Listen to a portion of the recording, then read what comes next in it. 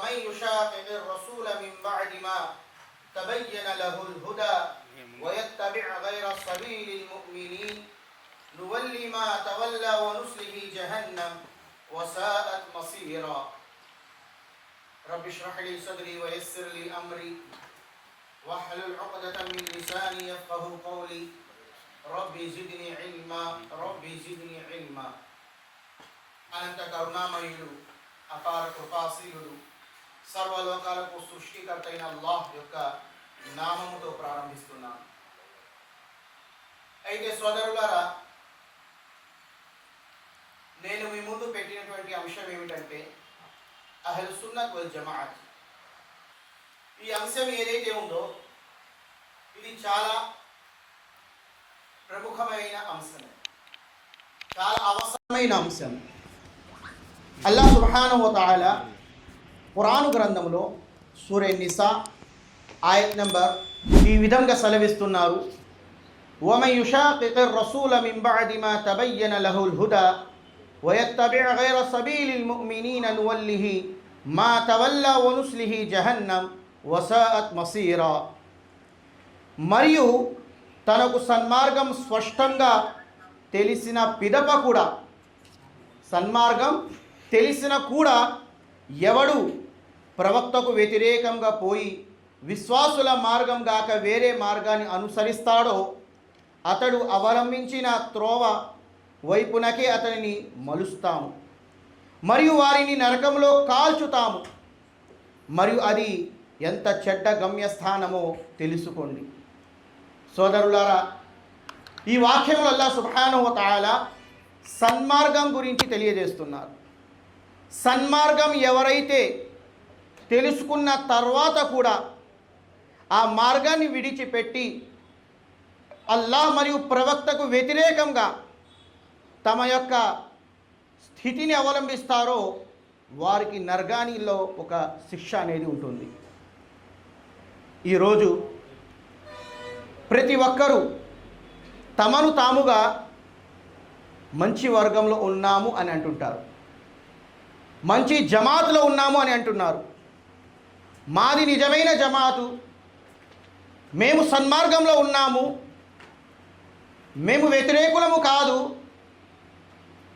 మేము అల్లాహ్ని నమ్ముతున్నాము అని ఒక భావనలో ఉన్నారు. అబూ దావుద్ గ్రంథంలో ప్రవక్త సల్లల్లాహు అలైహి వసల్లం వారు ఈ విధంగా సెలవిచ్చారు. యూదుల్లో 71 వర్గాలు ఉన్నాయి, తెగలు ఉన్నాయి. నసారాలో 72 ఉన్నాయి తెగలు, మరియు నా యొక్క సమాజంలో 73 ఉంటాయి. కానీ అందులో కల్లా సన్మార్గంలో, నిజమైన మార్గంలో ఏ వర్గం ఉంటుంది, ఆ వర్గమే స్వర్గంలో తమ యొక్క స్థానాన్ని తీసుకుంటుంది. ఆ వర్గం ఏమిటి? ఎవరిది ఆ వర్గము? సాఫల్యం పొందే వర్గం ఏమిటి? ప్రవక్త ముహమ్మద్ సల్లల్లాహు అలైహి వసల్లం వారు అంటున్నారు, మన్ కాన అలా మిస్లి మా అన అలైహి వస్హాబి. ఏ వర్గంలో అయితే నన్ను తీసుకున్నారో, నా యొక్క సహబాలను తీసుకున్నారో వారే సన్మార్గంలో ఉన్నారు. వారినే ఇంకొక హదీసులో అల్ జమా అని అనటం జరిగింది, వారే జమాత్లో ఉన్నారు అని. అయితే ఇక్కడ ప్రతి ఒక్కరూ తమని తాము నిజమైన వర్గము, స్వచ్ఛమైన జమాత్లో ఉన్నాము అని అనుకుంటున్నారు. సోదరులారా, ఇప్పుడు మనం చూసినట్లయితే ఈ యొక్క సమాజంలో 73 దానికన్నా ఎక్కువే ఉన్నాయి. ఎన్నో రకరకాల తెగల వాళ్ళు మరియు వర్గాల వాళ్ళు, సంఘాల వాళ్ళు ఈరోజు మనం చూస్తున్నాం. అయితే వీళ్ళందరిలో ప్రతి ఒక్కరూ తమ ఐడియాలని తీసుకొని నడుస్తున్నారు. కొంతమంది మేము ఖురాన్ వాళ్ళము, ఖురాన్ని అనుసరిస్తాము అంటున్నారు. కొంతమంది 4 ఇమాము ఉన్నారు కదా, వాళ్ళలో ఎవరైనా ఒకరినైనా తీసుకొని వాళ్ళ మార్గంలో నడిస్తేనే సన్మార్గం అవుతుంది, సాఫల్యం పొందుతారు అని అంటున్నారు. ఆ 4 ఇమాము అబూ హనీఫా అయినా కానీ, షాఫీ అయినా కానీ, మాలిక్ అయినా కానీ, హంబలి అయినా కానీ, ఈ 4 ఇమాముల్లో ఎవరైనా ఒకరైనని మీరు ఆచరించాలి, వారి యొక్క మార్గంలో నడవాలి, అప్పుడు మీరు సాఫల్యం పొందుతారు అని అంటున్నారు. ఇది అన్నీ ప్రామాణికమా, నిజమైనవయా, ఇవే సన్మార్గం కోసం అవసరమైనవయా? ఈరోజు నా యొక్క అంశంలో ఇది తెలుసుకోవాలి మనం. సోదరులారా, ప్రవక్త సల్లల్లాహు అలైహి వసల్లం వారు చాలా చక్కగా వివరించి చెప్పడం జరిగింది. ఏమని? ఎవరైతే నా దారిలో నడుస్తారో వన్న హాదా సిరాతి ముస్తకీమన్ ఫత్తబిఊ, ఎవరైతే నా యొక్క మార్గంలో నడుస్తారో, నన్ను అనుసరిస్తారో వాళ్ళే సాఫల్యం పొందుతారు. ఒకవేళ నన్ను తిరస్కరించి వేరే మార్గాన్ని తీసుకున్నట్లయితే, అనుసరించినట్లయితే వాళ్ళు మార్గభ్రష్టులు అవుతారు. ప్రవక్త సల్లల్లాహు అలైహి వసల్లం వారు అహాదీసులో చాలా చక్కగా వివరించారు. ఏ సమాజం అయితే సాఫల్యం పొందిద్దో ఇన్ని వర్గాలు ఉంటాయి, వాళ్ళలో ఎవరైతే సాఫల్యం పొందుతారో వాళ్ళు ఎవరు, అదే మనం తెలుసుకోవాల్సింది. ఆ మాట తెలుసుకోవడానికన్నా ముందు మన ధర్మం ఏమిటి, మన ధర్మం కంప్లీట్ అయిందా, దీంట్లో ఏదన్నా తక్కువ ఉందా అనేది కూడా అర్థం చేసుకోవాలి. అప్పుడే మనం తీసుకునేటువంటి ధర్మం నిజమైనదా, ఆ ధర్మం మీద మనం నడుస్తున్నట్లయితే మనం సాఫల్యం పొందగలమా అనేది అర్థమవుతుంది.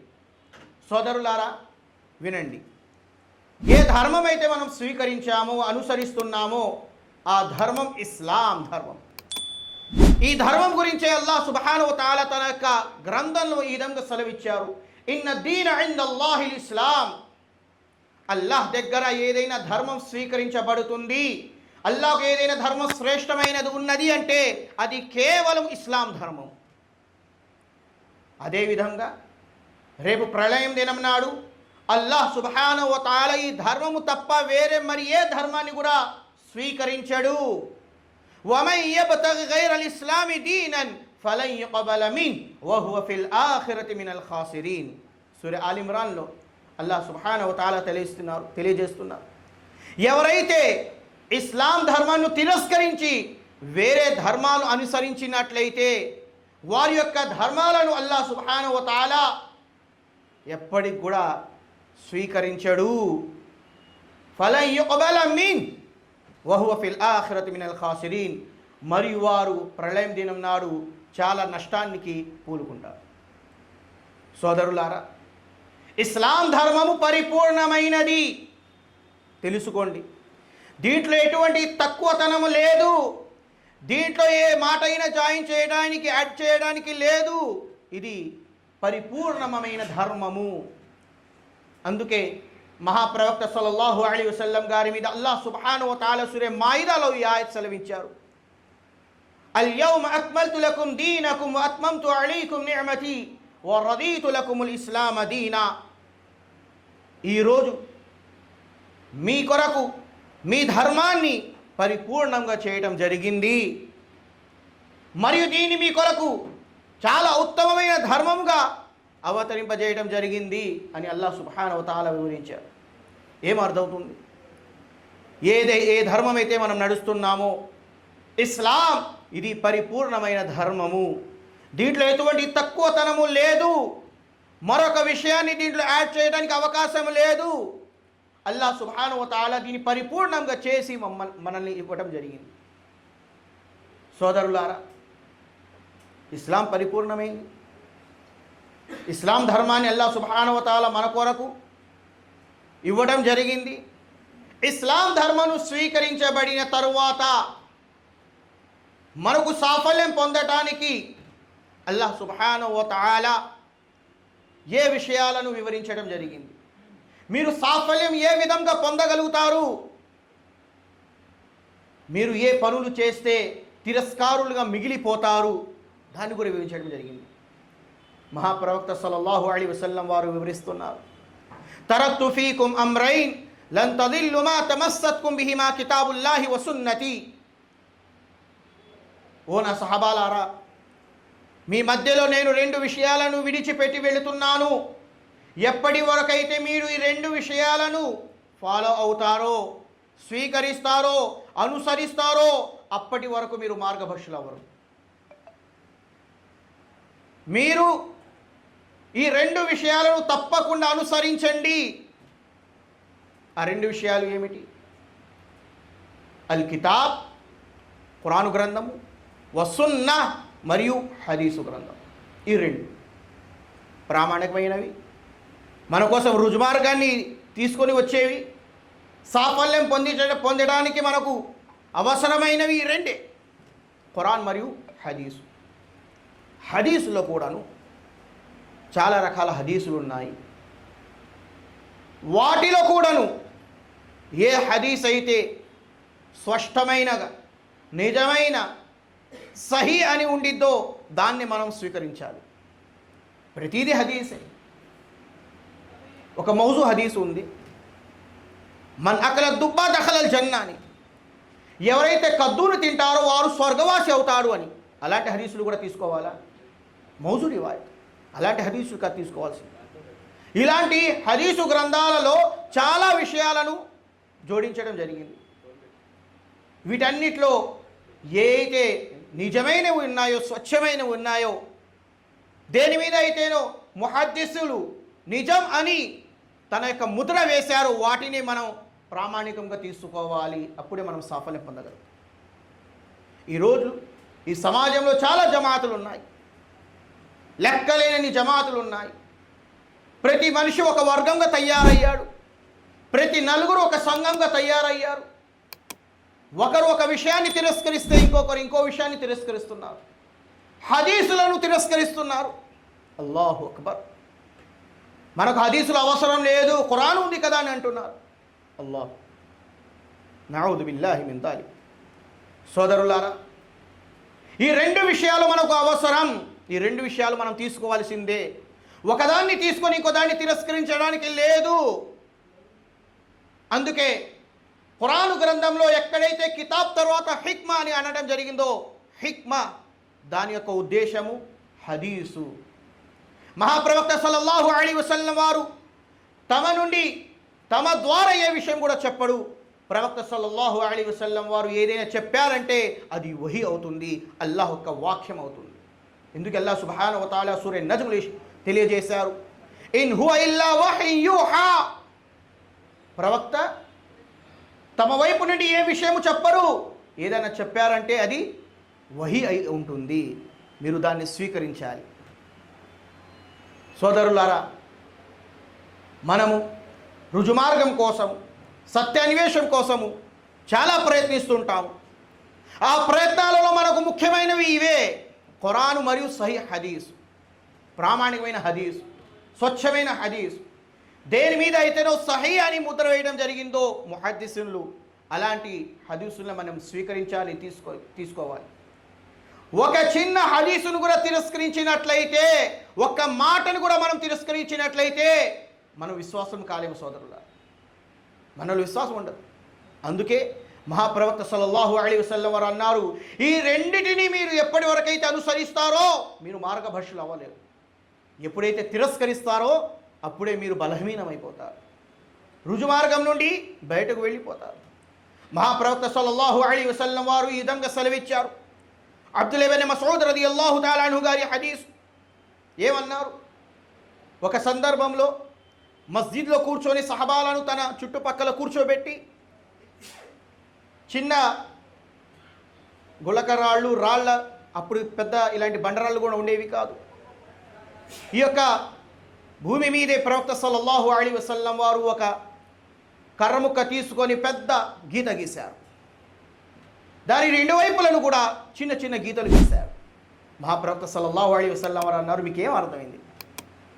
అల్లాహ్ వ రసూలుహు అఅలం, అల్లాహ్ రసూలు ఎక్కువ తెలుసు. ఏమన్నారు?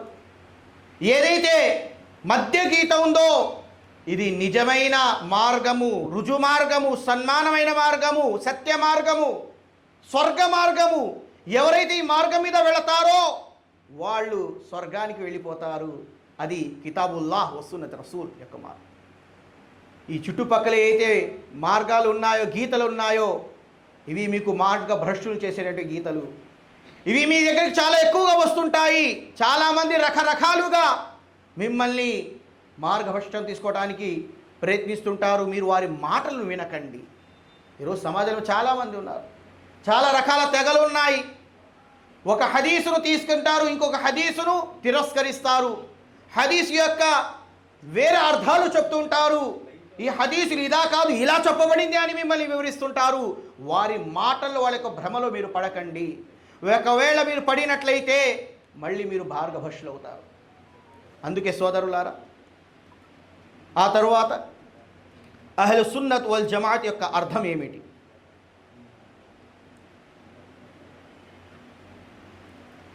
అహ్లు సున్నత్ వల్ జమాత్ రెండు విషయాలు.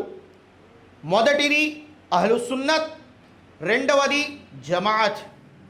అహ్లు సున్నత్ యొక్క అర్థం ఏమిటంటే, ఇస్లామీయ విశ్వాసపరమైన విషయాలలో మరియు ధర్మశాస్త్ర సంబంధిత విషయాలలో ఖురాన్ మరియు ప్రవక్త ముహమ్మద్ సల్లల్లాహు అలైహి వసల్లం ద్వారా లభించిన ప్రతి ఆదేశానికి, కార్యానికి అనుగుణంగా విధేయతను పాటించిన వారు, ఖురాన్ మరియు ముహమ్మద్ ప్రవక్త సల్లల్లాహు అలైహి వసల్లం ద్వారా నిషేధించిన లేక వారించిన విషయాలను పూర్తిగా మానుకునే వారు అహ్లు సున్నత్. ఎవరైతే ఖురాన్ను మరియు మహాప్రవక్త సల్లల్లాహు అలైహి వసల్లం వారు ఏదైతే విషయాన్ని ఇచ్చారో దాన్ని తీసుకునేవారు, దేన్నైతే తిరస్కరించారో దాన్ని విడిచిపెట్టేటటువంటి వారు, వారు అహ్లు సున్నత్. మరియు జమాత్ దేన్ని అంటారు? జమాత్ గురించి వివరిస్తున్నారు. ఒక విషయమై స్పష్టమైన ధర్మ తీర్పును విభేదాలకు గురి కాకుండా ఏకగ్రీవంగా అంగీకారం తెలిపిన వారిని జమాత్ అని అంటారు. కాదు, నాకు నచ్చలేదు నేను తిరస్కరిస్తాను, జమాత్లో లేడు. జమాత్ అంటే అందరూ కలవాలి, అందరూ ఒక మాట మీద, ఒక దాటి మీద ఉండాలి, అందరూ ఒక మాట మీద నిలబడాలి, దాన్ని జమాత్ అని అంటారు. కాదు, నేను ఈ హదీసును తీసుకోను, ఈ మాటను నేను స్వీకరించను, ఇది నాకు సెట్ అయ్యేటట్టు లేదు, నేను దీన్ని తిరస్కరిస్తున్నారు అని అన్నట్లయితే వారు జమాత్లో లేడు. చాలామంది తమని తాము అహ్లు సున్నత్ వల్ జమాత్ అని అంటుంటారు. ఈ పేరు మీద ఒక తెగ కూడా ఉంది, అయితే దీని యొక్క అర్థాన్ని మనం తెలుసుకున్న తర్వాత మనకు అర్థమయ్యే విషయం ఏమిటంటే, అహ్లు సున్నత్ వల్ జమాత్ ఏ జమాత్ అంటే, ఎవరైతే ఖురాను గ్రంథంను అనుసరిస్తూ మహాప్రవక్త సల్లల్లాహు అలైహి వసల్లం వారి సహీ అహాదీసులను స్వీకరిస్తూ, మహాప్రవక్త సల్లల్లాహు అలైహి వసల్లం వారు దేన్నైతే చెయ్యమని చెప్పారో దాన్ని చేస్తూ, దేన్నైతే తిరస్కరించారో దాన్ని తిరస్కరిస్తూ జమాత్తో ఉంటారో వారే అహ్లు సున్నత్ వల్ జమాత్. కాదు, తమని తాముగా వేరే ఒక వర్గంలో వేరే రకంగా ఒకవేళ సంబోధించినట్లయితే వారు అహ్లు సున్నత్ వల్ జమాత్ కాదు. ఈరోజు మనం తెలుసుకున్న విషయం ఏమిటి? ఇదే. మనసుకు తోచినట్లు, ఇష్టం వచ్చినట్లు నడుచుకోవడానికి లేదు సోదరుల. ఈ యొక్క ప్రాపంచిక జీవితంలో ఎవరైతే అల్లాహ్ మరియు ప్రవక్త ముహమ్మద్ సల్లల్లాహు అలైహి వసల్లం వారిని తిరస్కరిస్తారో వాళ్ళు మార్గభ్రష్టులు అవుతారు మరియు నరకవాసులు అవుతారు. మహాప్రవక్త సల్లల్లాహు అలైహి వసల్లం వారు ఏమన్నారు? సహీహ్ బుఖారీ గ్రంథం, మన్ అతాఅని దఖలల్ జన్నా, ఎవరైతే నన్ను అనుసరిస్తారో, నా మార్గాన్ని తీసుకుంటారో, నా మార్గంలో నడుస్తారో వాళ్ళు స్వర్గవాసి అవుతారు. వమన్ అసాని, ఎవరైతే నన్ను తిరస్కరిస్తారో ఫకద్ అబా, వాళ్ళు ఏమవుతారు? మార్గభ్రష్టులు అవుతారు, జహన్నం వాసి అవుతారు, నరకవాసి అవుతారు. మహాప్రవక్త సల్లల్లాహు అలైహి వసల్లం వారు ఖురాను గ్రంథంలో మహాప్రవక్త సల్లల్లాహు అలైహి వసల్లం వారు సహీహ్ హదీసులలో చాలా చక్కగా వివరించడం జరిగింది. ఎప్పటి వరకైతే మనం సన్మార్గంలో ఉండాలనుకుంటామో, రుజుమార్గం మనకు అవసరమని అనుకుంటామో, మనకు అవసరమైన విషయం ఈ రెండే. అహ్లు సున్నత్ వల్ జమాత్ యొక్క అర్థం ఇదే. అహ్లు సున్నత్ వల్ జమాత్ యొక్క అహ్లు సున్నత్ వల్ జమాత్ తీసుకునే రెండు విషయాలు ఇవే. దీని మించి మూడో విషయం లేదు. మన యొక్క సిస్టమ్ ఏమిటి, మన యొక్క మార్గం ఏమిటి, దేన్ని అయితే మహాప్రవక్త సల్లల్లాహు అలైహి వసల్లం వారు వివరించారో, దాన్ని సహబాలు ఆచరించారో, వాళ్ళ యొక్క మార్గములు ఎవరైతే నడిచారో ఆ మార్గమే మనది కూడా. సిరాతే ముస్తకీం యొక్క అర్థం ఇదే, అహ్లు సున్నత్ వల్ జమాత్ యొక్క అర్థం ఇదే. ఖురాన్ మార్గము మన మార్గము, సహీ హదీసు మార్గము మన మార్గము, ఖురాన్ మరియు సహీ హదీసుల మీద నడిచినటువంటి సహబాల మార్గము మన మార్గము. ఖురాన్ మరియు హదీసుల మీద సహబాలు ఆచరిస్తూ వేరే యొక్క మార్గాన్ని తిరస్కరిస్తూ ఎంతమంది అయితే నడిచారో వారందరి మార్గము మన మార్గము. దీన్నే సలఫే సాలిహీన్ యొక్క మార్గం అంటారు. మనం అర్థం చేసుకోవాలి సోదరులారా. అల్హమ్దులిల్లా, ఇంతతో నా యొక్క అంశాన్ని పూర్తి చేస్తున్నాను.